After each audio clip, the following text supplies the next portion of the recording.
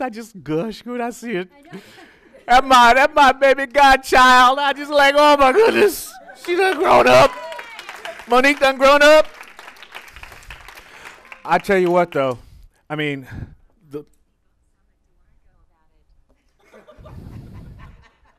shut up, Siri. You're not on stage. You know, at home, Johanna likes to call me sweetie.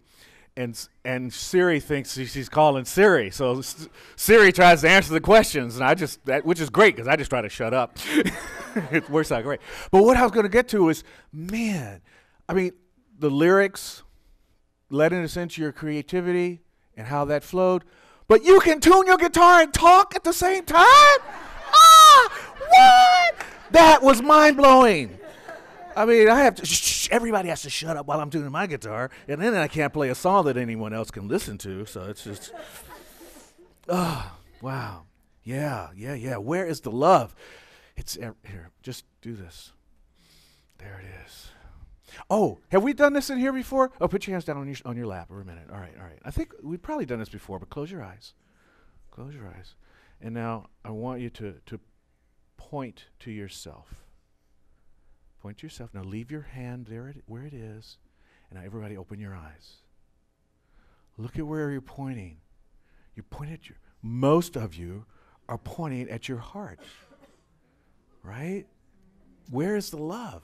When we think about who we are, we go here. This is where our love is. This is where we are. I just love that. I've done that for years. And occasionally, don't feel bad, Sanford, because I know a lot of people, especially in Science of Mind, because we are in our heads. I get it. But knowing you the way I do, I know that you are a love puppy. I know that. So I ain't mad at you, baby. I know where it is. Oh, love is such a fun topic to talk about. Such a big topic to talk about, to break it down, but Monique really got it down, and you'll see why in a minute. I'll talk more about that in just a minute, but I was thinking about this love thing, and it dawned on me that love and African American history have a commonality. We both get celebrated in the shortest month of the year.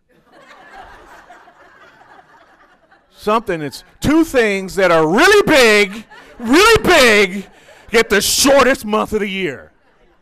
I know it's a higher percentage. Yeah, I know. I mean, I understand there are bigger reasons for why that happens. Saint Valentine and being in the 14th, and a lot of history, a lot of black leaders being born in February, and Lincoln's birthday in February, and that's why February is Black History Month. I get all that, but still, give me a 31-day month, And then Hallmark. I mean, they freaking stole this holiday with their cards and their go and get your flowers and everything. And the movies, has anybody seen Isn't It Romantic? No? Oh, I highly recommend it. It seems like a silly movie, and it is. It is totally silly. It might be on Netflix soon. It is totally silly, but it does have a point. It talks about rom-coms, those romantic comedies and how crazy they are. And then she does such a, I think, Rebel Wilson. She does a really wonderful job with it and talks about, and in the end, spoiler alert, it really boils down. It really boils down to having to see the movie. I will never spoil alert anybody's movie. I used to, when I would here, TV story real quick, back in the day, I'd sit on the set right next to David Sheehan when he would do his movie, and love David, but he had a way of telling you the whole darn movie. And so while he's doing his talk, I'd be off camera right next to him because weather was right after the movie review. I'd be right there going like, and he'd always say, "Do you have to do that?" And I'd say, "Well, do you have to tell the whole movie?" And to this day, when I see him, it's like, do you have to tell the whole movie? Yes, I do. That's my job, right? So I will not do that because I don't want to go. I don't go to any movie knowing anything much about it at all. I try not to see trailers even because I don't want to get that happening. But I do know that these romantic comedies do make a lot of fun of love, and we have a lot of fun with love. I totally get that. And songs back in here, I feel like I'm like a really old person. Back in '92. You were wearing a red dress. You remember how when you talk to old people, they really, I'm talking about like really old people, none of you folks. I'm talking about like really old people. They go back and talk about things and they can remember the color of the dress and how you walked into the room. You strolled into the room from the northwest corner. You know, they just go right into it. At least that's how it was in Texas when I would be reminiscing with folks. But as I was listening to the oldies the other day, I was listening to Stevie Wonder and Marvin Gaye and some Barry White and the Stylistics and the Delphonics and the Dells and the Spinners. And these songs, man, I mean, you cannot find the love that is in those songs, but you could feel it from listening to those songs. Then I flipped over to listening to the Beat 92 and the songs that you will not be able to sing out loud without a beat track to go along with you because they're just so foul. I know there's something about it, and I'm not in that. I like the beat, but the lyrics, I'm just whoa. They're not that love song kind of energy. They're the love making kind of energy. You definitely got that going on, but they don't have the heart that some of the older songs have. And as I listen to the news, sometimes it feels like there's a loveless world out there full of tribes against other tribes and groups that are polarized against other groups. And I'm just wondering, that's where this came from. Where is the love? Where is the love out there?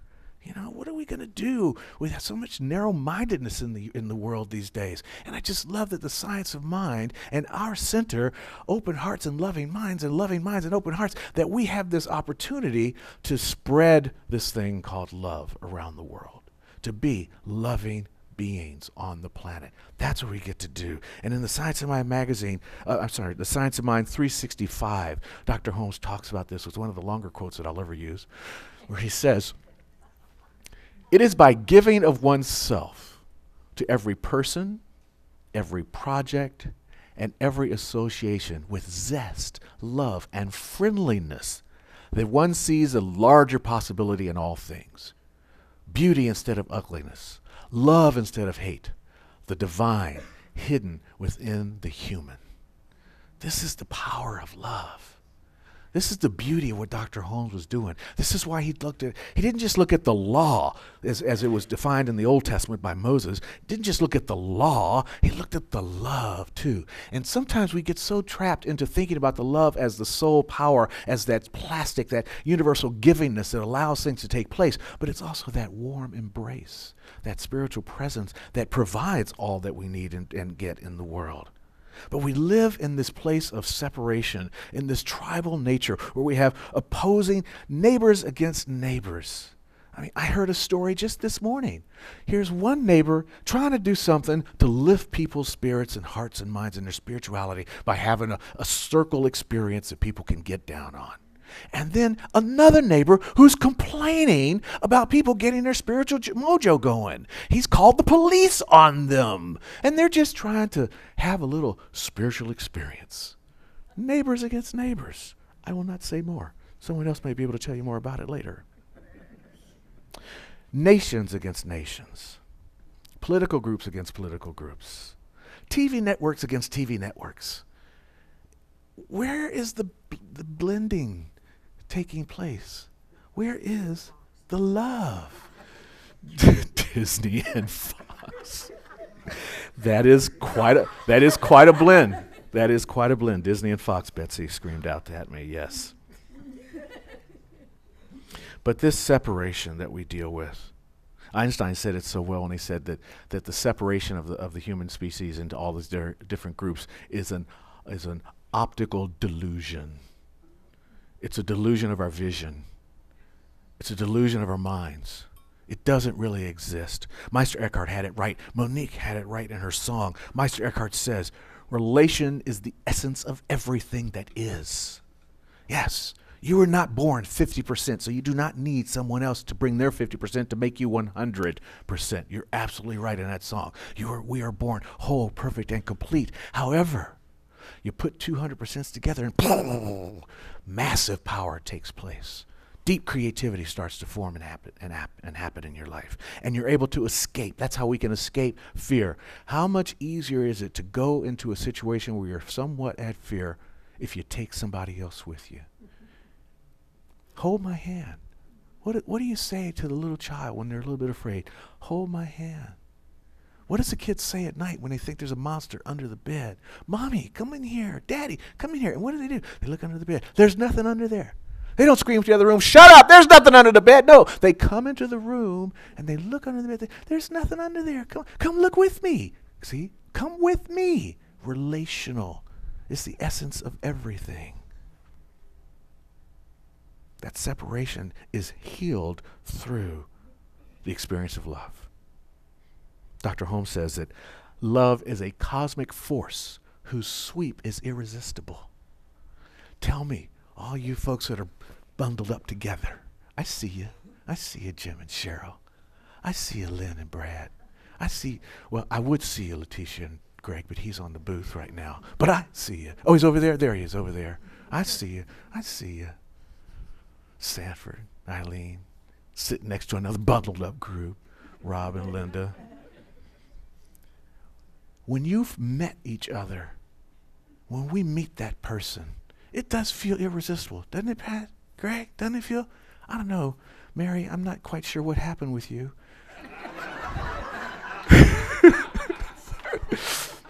I love Peter so much. That's man love right there. Where you just like zing him.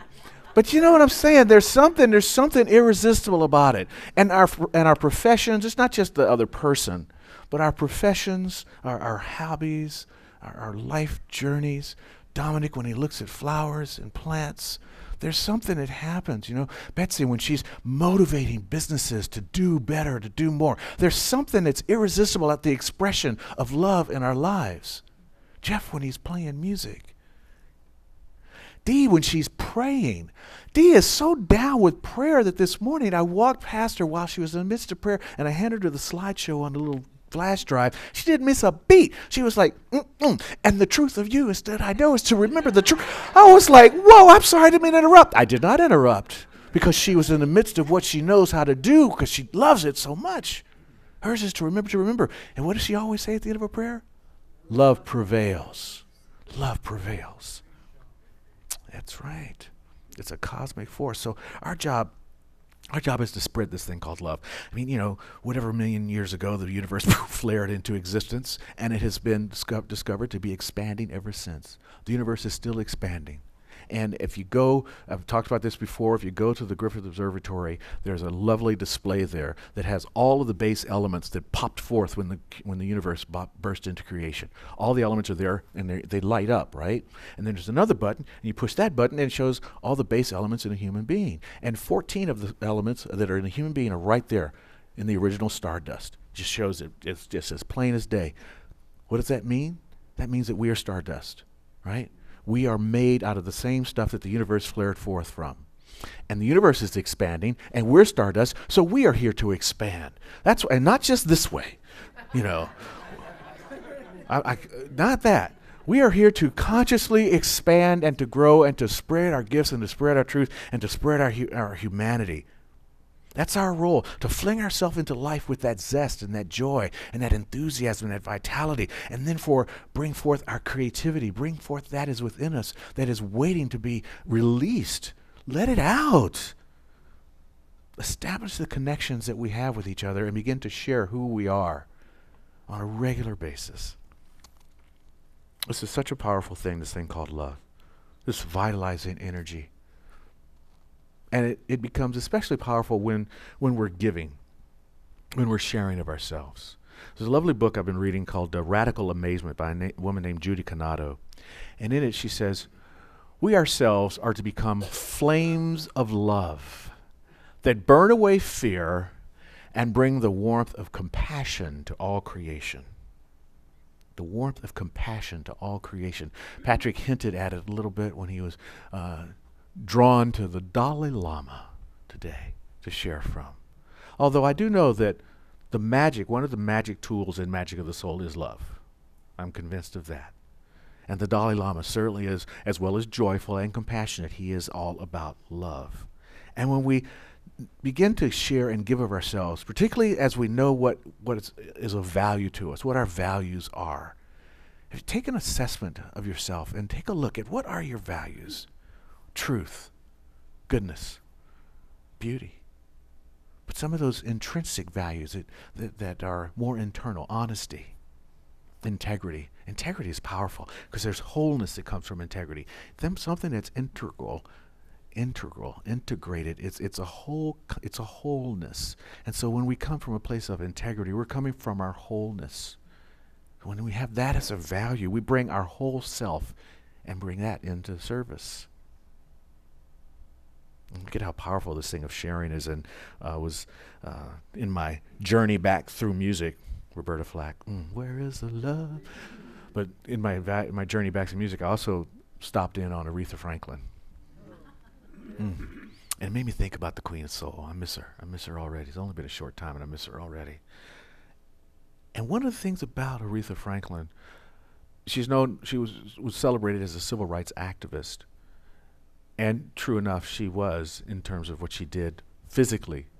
But what she also did was, when Martin Luther King was struggling and he was trying to make something happen and he didn't have the money, he called Aretha and she said, "How much do you need, Martin?" She gave him the money. She put her money behind the civil rights movement. She financed the early portions of the civil rights movement. People don't know that. That's why she's celebrated so much as a civil rights activist. And I was thinking about another person who has deep integrity, who knows where the love is, who practices in service: John McCain. Right? I mean, think about it. Here you are. You're being tortured, held captive, and being told, "Look, we know you're an officer. We know your dad's an admiral or whatever. We'll let you go." Nope, not going till every one of my men is released with me. What? That's powerful service. That's powerful commitment. That's deep integrity. That's a lot of love. That's a lot of love.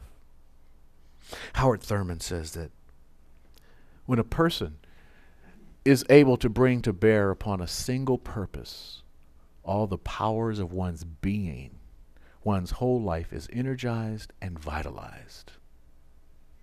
That's why Aretha could sing almost to the very last day of her life. That's why John McCain was standing on the Senate floor almost to the last day of his life, even with brain cancer and after having surgeries. Because they gave their single purpose. They stuck to their purpose. And this power of love that was in them energized and vitalized them. Do you want to have that kind of power in your life? All it takes is acting from that deep sense of purpose that we have within us and doing it with such love. There will become a power behind you that will just sort of wake you up in the morning and get you out of bed and point your feet in the right direction. It'll give you smart feet. They'll take you where you don't even need to know you need to go. And you'll stand there and go, "What am I doing here?" And you'll remember your purpose. Your purpose is what you're here for. You're here to serve. We're here to grow. We're here to expand. This morning I was getting ready for church, and I wanted to read out of the Science of My magazine, and I grabbed a magazine off of my bookcase. I thought it was this month's magazine, but it turned out that it was the December issue of the magazine, and it totally blew my mind because Malala Yousafzai was already in my talk. And then this morning I picked up the magazine. I was like, "Man, God, you are just so cool. I love how you work that stuff." Do you know about this woman? Is she amazing? 16 years old, winning the Nobel Peace Prize, creating this fund, the Malala Fund, that's training kids all over the world, not just girls, but boys and girls, but primarily trying to make sure that girls have a path to education, and how important it is to have that. You know, it's interesting. When they've done some studies, the UN has done some studies, and they have found that when there is gender equality in a nation, that nation is 50% less likely to go to war. Their gross national product is higher. Their literacy rate is higher. Their incomes tend to be higher. But that first one, when there's gender equality, there's less likelihood that countries will go to war. You know, this is not to down men, but it's certainly to promote women. when we have more women in power, when we have more balance in our world, we have more balance in our world. This woman is powerful. Now she's at Oxford. She's going to be off the chart, man, when she gets out of school, working on her master's, soon to get a PhD. This is going to be incredible, right? I think she's 19 now or something, 19 or 20. Yeah. She says this, when the whole world is silent, even one voice becomes powerful. It's time to stop being silent. It's time to step into our power. And that power is love. That's the number one power. And it's time for us to catch up. Because we know that love sparks creativity, and genuine love bypasses hate, just moves right past it. It bypasses indifference, and it creates union. And union creates unity. And unity creates peace. And we're in that season for nonviolence. It lowers the violence. You know, it's interesting that we know so much, yet we know so little at the same time. Pierre Teilhard de Chardin says this. This one knocked me out. I love this. Someday, after mastering winds, waves, tides, and gravity, we shall harness the energies of love. And then, for the second time in the history of the world, humankind will discover fire. We know what fire did for us. When we discover the flame of love within and use that, wow. And where is the love? We just saw it at the beginning of the service. It's right here. X marks the spot, and we're all standing on X. We're all standing on holy ground. We're all standing on the ground of love. So when you ask the question, where's the love? I got to tell you, it's right where you are. And so it is.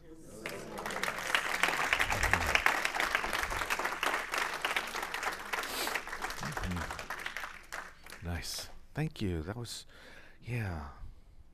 I love you all. I love being here. I tell you what, just waking up in the morning on Sunday morning, I go like, yeah, look what I get to do. And in case you're wondering, Reverend Johanna is down the street this morning. She's at the United Church of Christ over on Royal, and she's teaching them about science of mind today, using the story of the prodigal son in which to do it. Yeah, she's working it, spreading the good word. Last week it was at Unity. Now she's just blowing up. I don't know where we're going to see her again. Everybody says, come talk at our center. No, she'll be back here next week. Yeah. So let's do our affirmation together. Oh, and tomorrow for the circle, exactly. I am energized and vitalized by one single purpose that powers all else in my life, living with a heart open to love. Oh, I felt that one. That's beautiful. Let's do some prayer. All right. I think that's a very nice shirt, Patrick. and I see you got the cuff thing. You got that working. I'm learning. I tell you, man. Yeah, that's right. You know. Yeah. All right. So this is our give Patrick some credit. He bought that shirt. Give us some credit now. All right.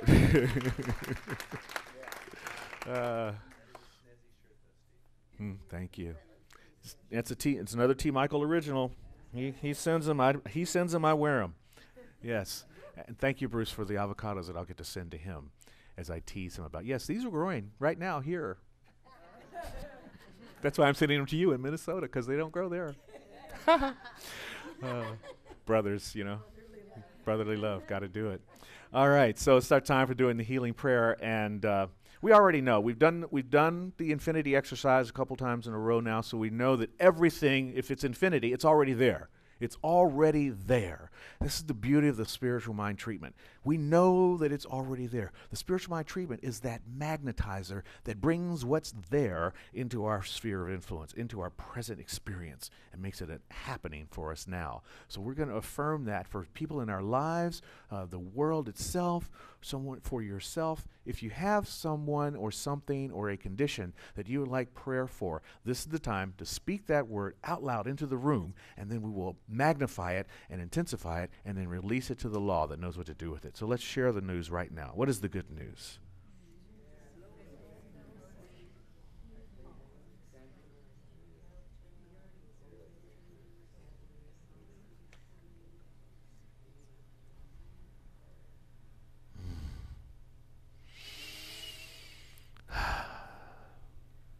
Mm. Dear friend, Mother, Father, God, Great Spirit, infinite presence, divine, loving intelligence, self-giver of all that is. I could stand here for days creating names to describe the ineffable. That thing that sings. We boil it down and we simply call it God, Spirit, the divine.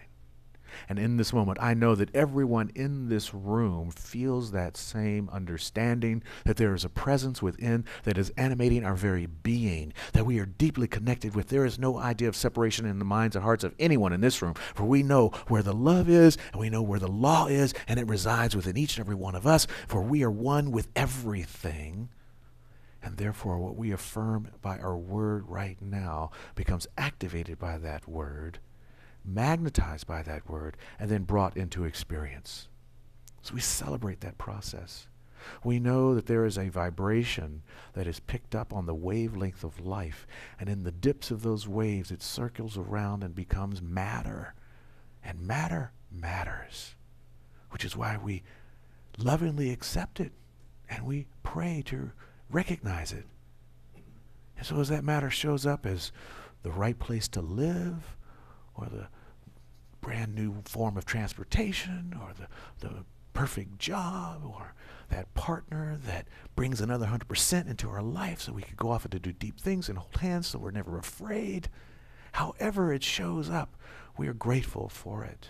And that means however it shows up, for we know that there is nothing that comes into our life that we cannot handle, because our God is a big God. It's an infinite God.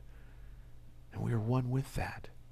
So we have a tap root into a divine understanding of exactly what is necessary to bring the most joyous, harmonious experience of life to our forefront here and now, and we affirm it as happening here and now by this word. And with a grateful heart, I release this prayer to a perfect law that understands, knows, and yes, obeys. And so it is.